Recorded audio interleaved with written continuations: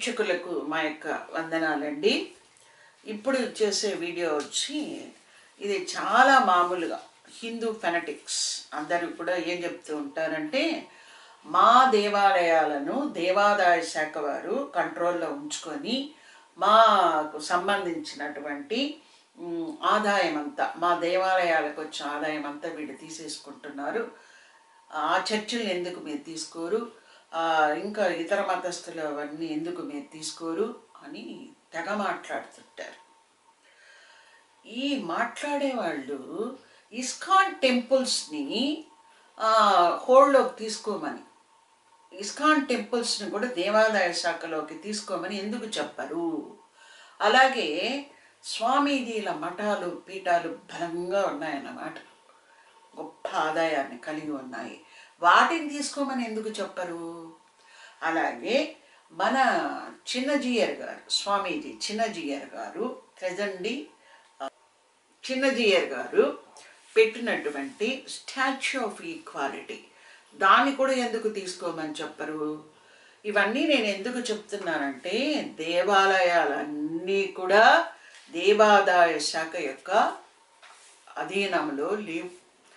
అధిక దేవాలయాలు ఉన్నాయి, అది కూడా ఎందుకు దేవాదాయ శాఖలోకి వచ్చాయి అంటే, అదేమి స్వాతంత్రం అనంతరం ఏదో కల్పించి మాట్లాడుకొని దీనికి ఏదో ఆదాయాలు వస్తే మనం తీసేసుకుందామని ఆ ప్రభుత్వాలు మన ప్రభుత్వాలు చేసినవి కావు. అది భారతీయ దేశాన్ని ఏలినటువంటి ప్రభుత్వాలు పన్నిన పన్నాగాలు కావవి. ఎందుకంటే నేను ఆల్రెడీ సనాతన ధర్మానికి దేవాలయ వ్యవస్థకి సంబంధం లేదు అని చేసిన వీడియోలో మనం ఆల్రెడీ చెప్పుకున్నాం. అదేంటంటే, ఈ దేవాలయాలన్నీ వీటి నిర్మాణంలో కానీ నిర్వహణలో కానీ బ్రాహ్మణ వర్గానికి సంబంధం లేదు. ఈ దేవాలయాలన్నీ కూడా క్షత్రియుల చేత, రాజపాలకుల, ఆ రాజ్యాన్ని పరిపాలించే పరిపాలకుల చేత, రాజుల చేత నిర్మింపబడినవి, వారి అధీనములో ఉండినవి అని నేను చెప్పాను. అన్నీ చెప్పింది కాదు, చరిత్ర చెప్పింది అన్నమాట అది. అలాగే రాజులు నిర్మించిన ఆలయాలు రాజుల అధీనంలోనే ఉన్నాయి. ఆ రాజులు వేరే రాజులు పోట్లాడినప్పుడు, యుద్ధాలు జరిగినప్పుడు, యుద్ధాల్లో ఏ రాజులు గెలిచి ఆ రాజ్యానికి పాలకులు అవుతారో వాళ్ళ అధీనంలోకి ఆ గుళ్ళు వచ్చాయి.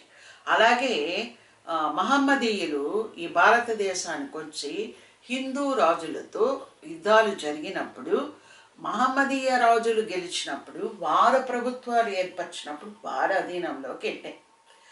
ఆ తర్వాత బ్రిటిష్ ప్రభుత్వం ఏర్పడినప్పుడు ఈ మహమ్మదీయుల పాలనలన్నీ కూడా వెనక్కిపోయినప్పుడు బ్రిటిష్ వారి అండర్లోకి వెళ్ళాయి, అధీనంలోకి వెళ్ళాయి. అలా వెళ్ళడమే కానీ పనిగట్టుకుని బ్రాహ్మణుల చేతుల్లో నుంచి ఈ ఆలయాలని ఎవ్వరూ లాక్కోలేదు. ఇప్పుడు మనం చూద్దాం.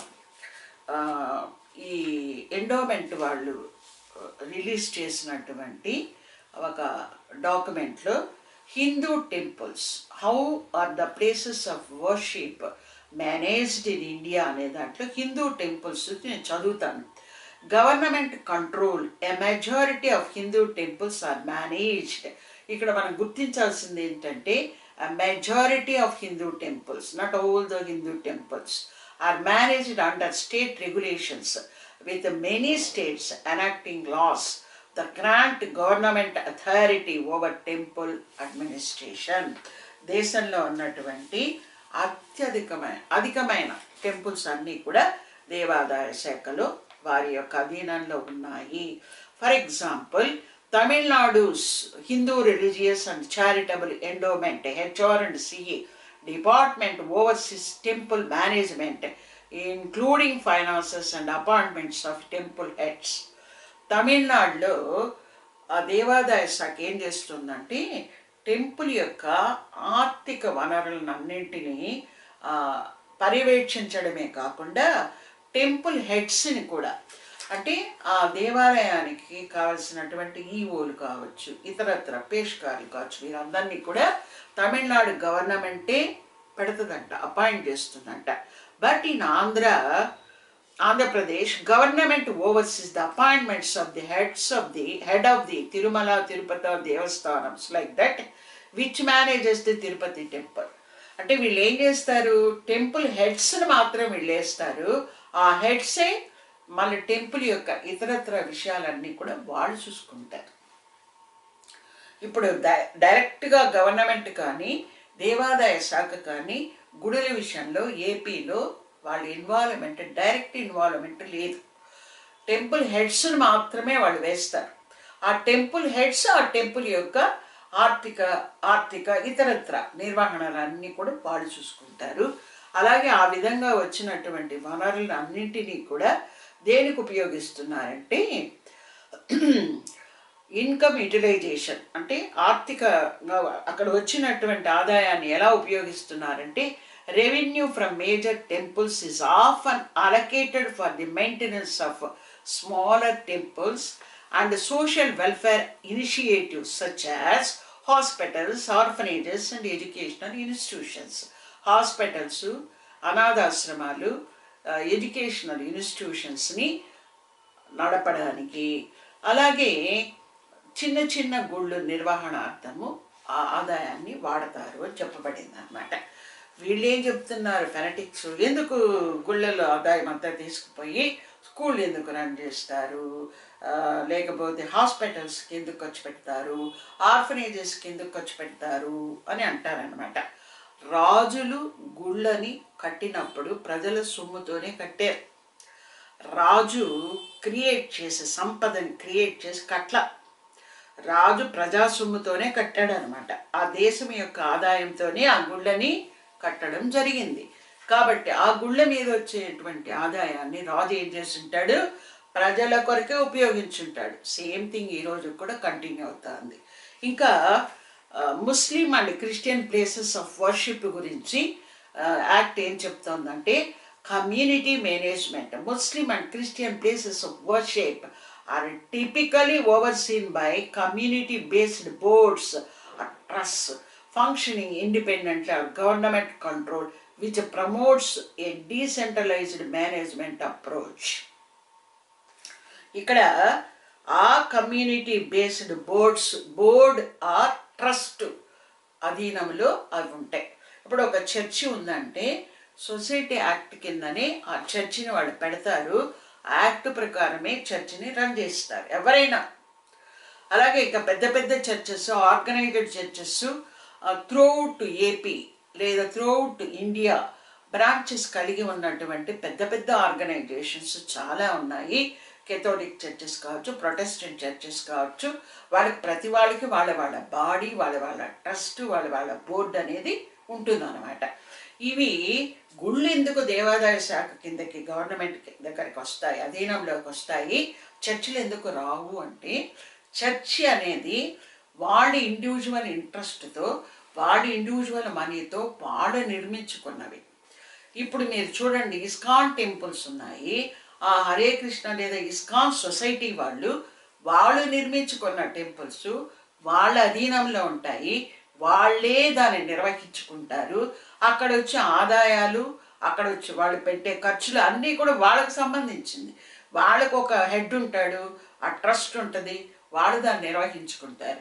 అది దేవాదాయ తీసుకోవటం లేదు. పాతకాలంలో ఎప్పుడో నిర్మింపబడిన గుడులను మాత్రమే దేవాదాయ శాఖ తీసుకుంది. కానీ ఇప్పుడిప్పుడు వచ్చిన గుళ్ళు ఏవైనా తీసుకున్నారు అంటే అది నాకైతే తెలియదు, డేటా మనకు దొరకటం లేదు. అలాగే ఇప్పుడు ఒక చిన్న చిన్నవో పెద్ద పెద్దవో గుళ్ళు ఉంటాయి అనుకోండి, ఇప్పుడు కడుతున్నారు. షిర్డీ సాయి మందిరాలు ఉన్నాయి. షిర్డీ సాయి మందిరాలు, సాయిబాబా మందిరాలు, అలాగే బ్రహ్మకుమారీల ఆశ్రమాలు, రామచంద్ర మిషన్ వారి ఆశ్రమాలు, పిరమిడ్ స్పిరిచువల్ సొసైటీ వాళ్ళ ఆశ్రమాలు, ఓషో గారి ఆశ్రమాలు, అలాగే మహర్షి మహేష్ యోగి ఆశ్రమాలు, కల్కి ఆశ్రమాలు, ఇవన్నీ కూడా గవర్నమెంట్కు లేవే, గవర్నమెంట్ అధీనంలో లేవే. మరి మీరెందుకు చర్చిల్నే పొద్దుస్తమా ఎందుకు ప్రశ్నిస్తూ ఉన్నారు?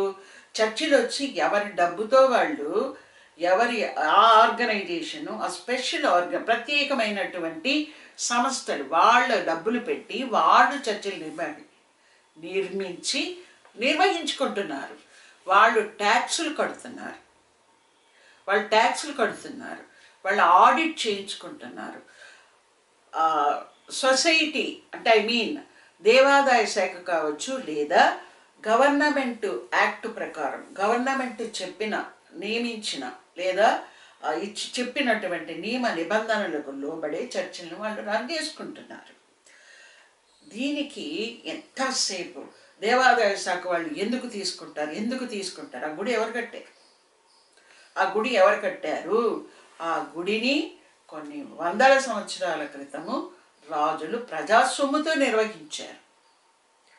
కాబట్టి ఆ ప్రజాసొమ్ము అలాగే అది పాలకుల కంట్రోల్లోనే వస్తూ ఉంది. పాలకుల కంట్రోల్లో నుంచి నిర్వహణ పాలకులదే. కాబట్టి మాట్లాడే ముందర కొంచెం ఆలోచించి మాట్లాడితే బాగుంటుంది. లేకపోతే అదేదో వేగ్గా ఏదో మాట్లాడాలని మాట్లాడుతున్నట్టు, ఏదో సమాజంలో ఒక రచ్చ చెయ్యాలని చేస్తున్నట్టు, దురదగొండి ఆకు పూసుకున్న వాళ్ళలాగా ఆ ఊగిపోవటాలు, అది చాలా బాగోదు, అసహ్యంగా ఉంటుంది. ఆలోచించి మాట్లాడండి. ఏ చర్చిలు కూడా దేవాదాయ శాఖ కిందకు వచ్చేటువంటి అవకాశాలు అయితే లేవు. ఎందుకంటే చర్చిలు అన్నవి ప్రైవేటు వ్యక్తులు వాళ్ళు నిర్మించుకున్నారు, వాళ్ళు నిర్వహించుకుంటున్నారు. ఈ ఆలయాలైతే రాజులు ప్రజా సొమ్ముతో దాన్ని నిర్మించడం జరిగింది. వాళ్ళ కాలంలోంచి పాలకులు దాన్ని నిర్వహిస్తూ వచ్చారు. తర్వాత బ్రాహ్మణులు పూజారి వర్గము మాత్రమే పూజ చేయడానికి మాత్రమే వాళ్ళకి అధికారం ఉంది. వాళ్ళెళ్ళి దాని నిర్వహణ చేస్తామనేటువంటి హక్కు కానీ అధికారం కానీ వాళ్ళకి లేవు. దయచేసి ఆలోచించండి. ఎవరు ఎవరికి వ్యతిరేకం కాదు, ఎవరికి వ్యతిరేకము కాదు, విరోధము కాదు, ఎవరి గురించి ఎవరు నెగటివ్గా మాట్లాడాల్సిన అవసరమూ లేదు. కానీ 24 గంటలు చర్చిల గురించి వేలెత్తి మాట్లాడటం అనేది చాలా చాలా చాలా మీ కుసంస్కారానికి ఒక సంకేతంగా కనిపించి మిమ్మల్ని మీరే తగ్గించుకొని మిమ్మల్ని మీరే అవమానించుకుంటున్నట్టుగా కనిపిస్తుంది. కాబట్టి దయచేసి ఈ విషయాన్ని ఆలోచించమని ఈ వీడియోని ఇంతటితో ముగిస్తున్నాను.